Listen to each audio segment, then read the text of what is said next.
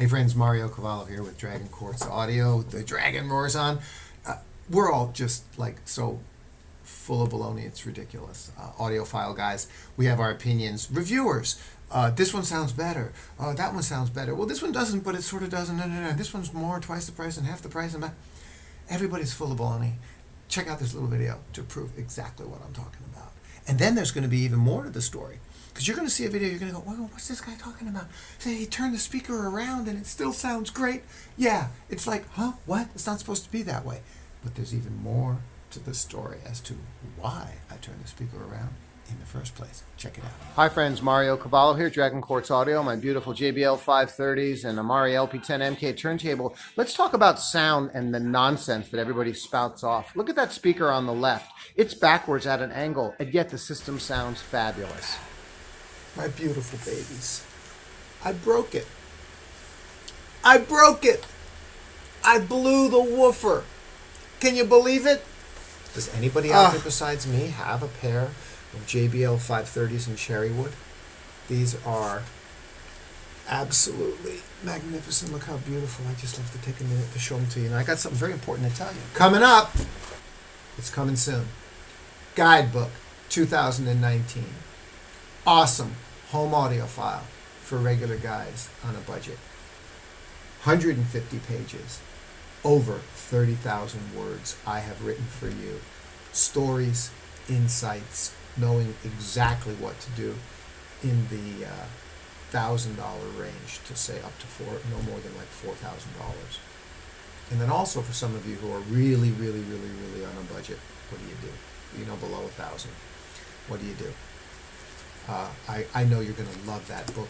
That launch is coming soon. Spread the word.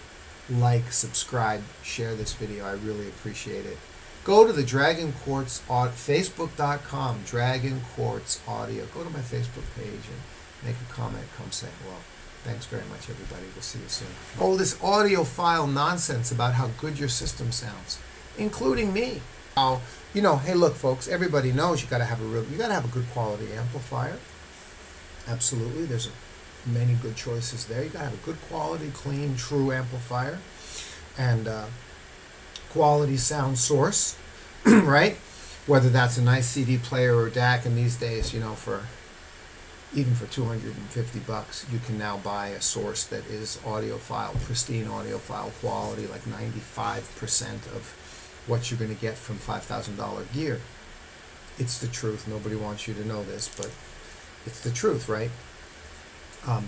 You know, a shit Modi 3 DAC for $99. It's just ridiculous how it sounds. Infinitely better. But without a doubt, the speakers are the most important part. Well, guess what? I'm following up this video, my previous video, about the echo in the room. Ridiculous. You stand in the center of my room and you go, ah! And I'm like, oh, it's horrible. I mean, there's this enormous echo and ringing of your voice, of the sound, in the center of my living room.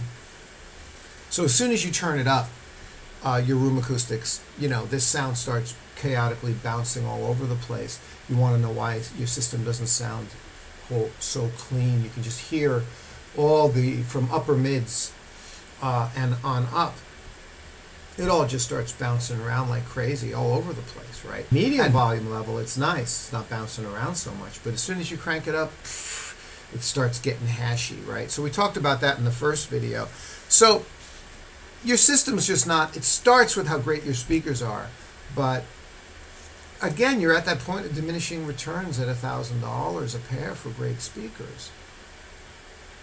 You know, $3,000 speakers sound that much better than the best choice $1,000 speakers, right?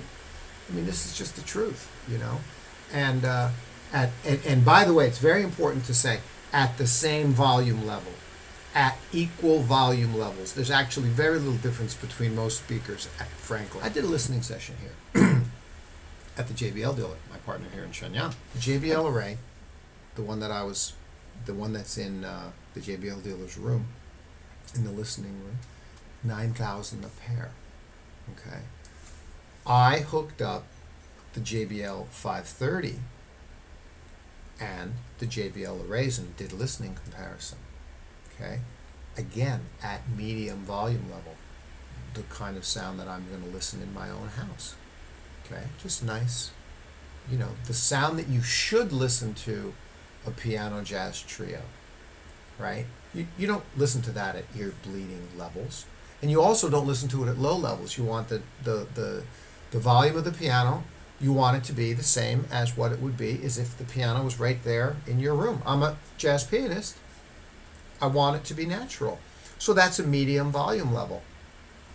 At medium volume level, when I switched between the JBL 530s, which are 1,200 retail, and again, if you can, it's ridiculous that you can get them cheap, even in fugly black in the U.S. market. Good for you. You don't know how lucky you are, and I hate JBL for stupidly doing that. These are they're $1,200 retail speakers. Okay, they're in that category, and they should be in that category for how they sound. So,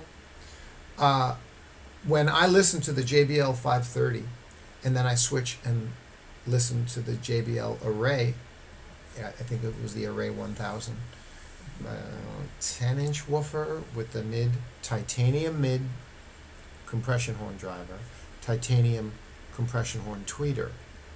The JBL only has one compression driver, okay, and it's not titanium, it's Tionate DuPont film, which is, I'm not going to say as good as titanium, right? It's one of the ways they got the cost down compared to titanium, but it's still freaking fabulous. I could barely hear a difference. I could barely hear a difference. You're listening to Soundstage in Space.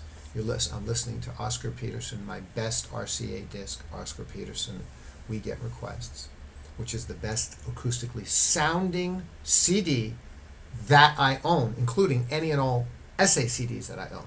This RCA CD that I don't have it with me to show you, I'll show it to you another time. This disc is superb. Ray Brown on the bass, Eddie Thigpen on the drums, and they did it the old style where Ray Brown is on the right, coming out on the right side of the stage. Oscar Peterson's piano is right in the middle, and Thigpen's drum set is on the left. And they really mic'd it and recorded it that way. Okay? So it's amazing, this disc. And I listened to that through the JBL 530s.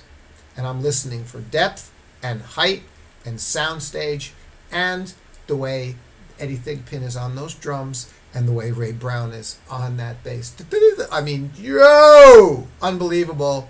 And of course, Oscar on the piano. Amazing, wonderful. I don't know how it could sound any better. I just don't know how it could sound any better. There it was. And I switched to the Array, $9,000 speaker, same medium volume level, and I went, there was no significant difference. I mean, like 5%. What? Obviously, you'd think that there was some kind of increase in the quality of the edges, the leading edges of the articulation, because you got a titanium dome mid-range and a titanium dome tweeter versus a single compression driver tweeter, both are compression drivers, versus a single compression driver. Okay. So there was some, but I couldn't hardly tell at all. I'm not kidding you. I didn't go, oh, well, that sounds obviously much clearer and cleaner. Not even close. I couldn't tell the difference. Okay? And only when Ray Brown went down into the lower bass registers, which was not very often, of course, there was an extra oomph to those lower bass notes. And the highs were a little more sparkly, and then just the opposite on that one. Oh, this one's a little softer and silkier and make my wife feel more calm. And then the mids are more forward. Come on, they're all fabulous, all right? My system sounds fabulous. I turn the damn speaker backwards at an angle, okay? I saw Steve Gutenberg recently. He just did a video about the magic of the Ohm Walsh speakers, right? How they just disappear, the Ohm Walshes, right? So I was inspired. I thought, oh yeah. And then Thomas in stereo. He's talking about how the Totem speakers, Totem Sky or some other Totem, I forget what it is, has a particularly great way of creating a holographic sound. And that word holographic makes speakers sound like they're from heaven and do something extraordinary. I don't know. Okay. But I know that when I listen to JBL 530s or Rebel M16s, stand mounts, I'm in heaven, and you don't get much better than that, no matter how much money that you spend. And that's just the truth. Okay, you get a little more refinement. Okay, you don't believe me? Think about SVS Ultras. SVS Primes are $500. SVS Ultras are $1,000, and they have the same tweeter. They look the same. Obviously, the SVS Ultras sound better, more refined, cleaner, and they cost twice as much. Great. If SVS Ultras had a $2,000 speaker, how much better would they sound? Just a little bit better, because there's not much more you can do. Okay?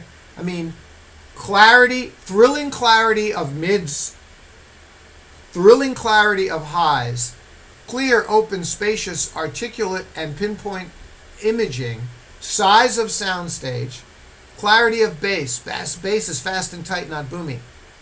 What else is there? You're done, right? So you can get that with the JBL 530s. If you're not a bass head, you're not missing the bass. Not at all. So last week, my 5 1/4 inch woofer in my JBL 530 finally kicked the bucket. Okay, it stopped working, like I said. It's fine. I have to send it back to JBL, though. Maybe they'll be nice and replace it under warranty. Maybe they'll charge me. I have no idea how much they're going to charge me, but I'll get it replaced. Okay. So, how did I even know? I went and I was listening to my system, and it took me 2-3 days to figure it out. I was like, something sounds different, you know? Because from the left speaker there, I lost, 3 to 6 dB of output from 1500 hertz down. And that's a key point why I sort of didn't notice, because the JBL compression tweeter crossover point is a much lower than typically for a tweeter, which is around 2500, 3000, 4000. But the JBL compression driver, it crosses over at 1500 hertz. Okay, quite a substantial, 3/4 of more of an octave lower, more than an octave lower than a typical tweeter. So you're still getting quite a bit of sound information out of there. But of course I was like, something doesn't sound right. And then I went, I paid attention, and then I pretty quickly figured it out. I don't got any sound coming from over here.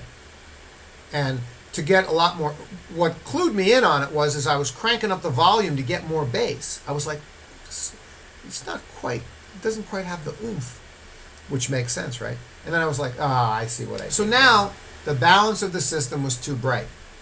Surprisingly, like the imaging and everything was still there. In the upper mids and highs, the imaging was still there. The precision in the soundstage, I was really surprised, because the freaking woofer's not working at all, right?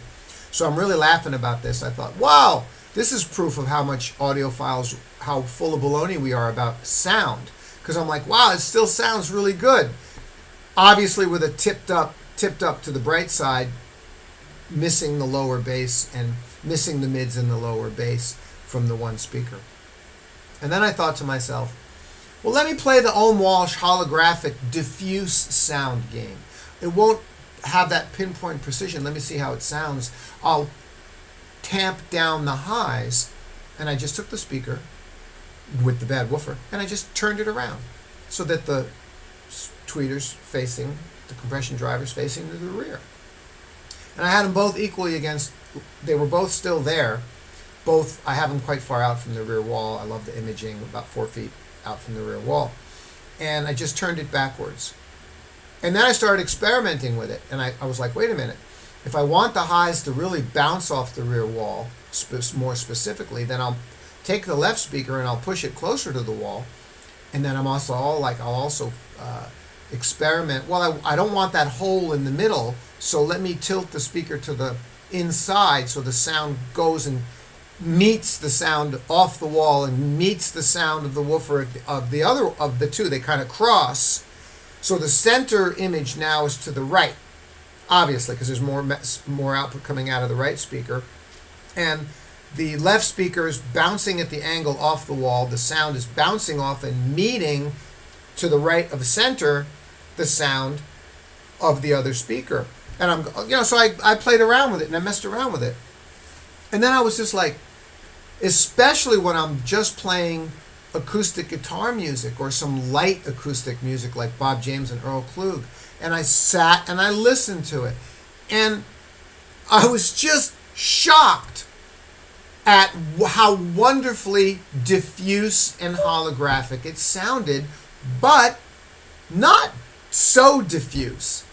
Still the highs, the upper guitar, the individual sounds of the guitars and upper brass and drum strikes and rolls were still crystal clear within that sound stage, which was more now diffuse and holographic, because I took that speaker and turned it the other way.